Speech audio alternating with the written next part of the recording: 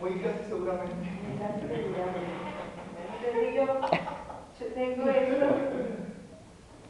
Yo tengo esto que es la diferencia del potencial. Obligatoriamente tiene que haber una diferencia del potencial, porque la diferencia del potencial implica que el campo eléctrico, ¿sí?, implica el flujo de carga, o si no, no tenemos nada, no hay manera de almacenar allí nada. Bueno, entonces yo tengo, tengo una diferencia de potencial aquí, tengo un capacitor 1, tengo un capacitor 2 y un capacitor 3. Bueno, una sola línea que me los une. Por aquí, ¿quién circula? La carga.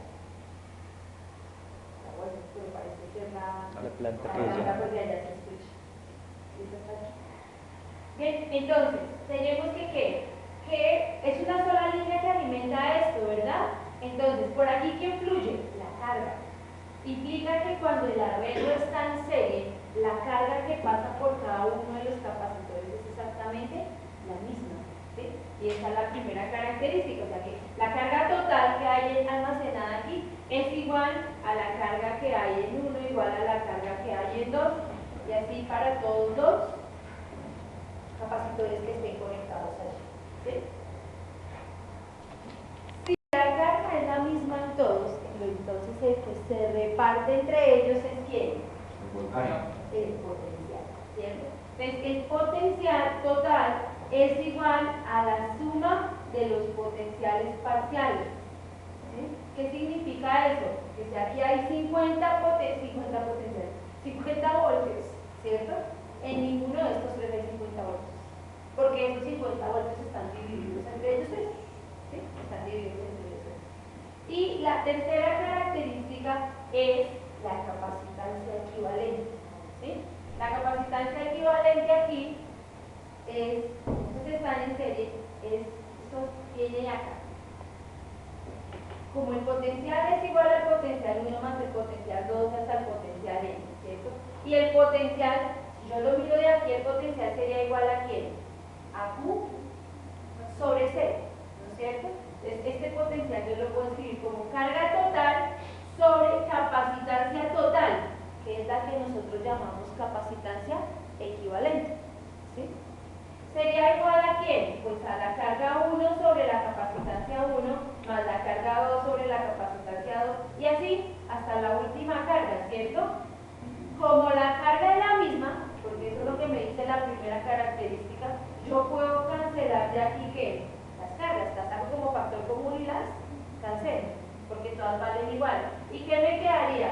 Que 1 sobre la capacitancia equivalente es 1 sobre la capacitancia 1 más 1 sobre la capacitancia 2 más 1 sobre la capacitancia 2, que es la definición de ¿qué? De la capacitancia equivalente para un arreglo en serie, para un arreglo en serie. ¿Qué significa eso? Que la capacitancia total o equivalente es menor o a lo sumo igual que la menor de todas las capacitancias. Porque de todas maneras, como yo lo que busco no es 1 sobre C, sino C, esto me daría 1 sobre 1 sobre. O sea, es la capacitancia equivalente de un arreglo en serie, el inverso de la suma de los inversos de cada uno de los capacitores, ¿sí? Y eso pues me da un valor muy pequeño, me da un valor muy pequeño. Bueno, bien. ¿Esto en términos de qué? De un capacitor, de un arreglo en serie, ¿cierto? Si el arreglo es en paralelo, entonces tengo un arreglo en paralelo. Cuando yo tengo un arreglo en paralelo, entonces la característica ¿cuál es? Que la diferencia de potencial a la cual están sometidos los capacitores es la misma para todos. Es la misma para todos. O sea que esta diferencia de potencial de este capacitor, de este capacitor, de este capacitor, ¿qué me dice esto? Que para todos los capacitores el potencial es el mismo. Y esa es su primera característica. Entonces el potencial total es igual al potencial 1 igual al potencial 2 e igual al último potencial que esté, de acuerdo al número de capacitores que yo tenga conectados en paralelo. ¿Sí?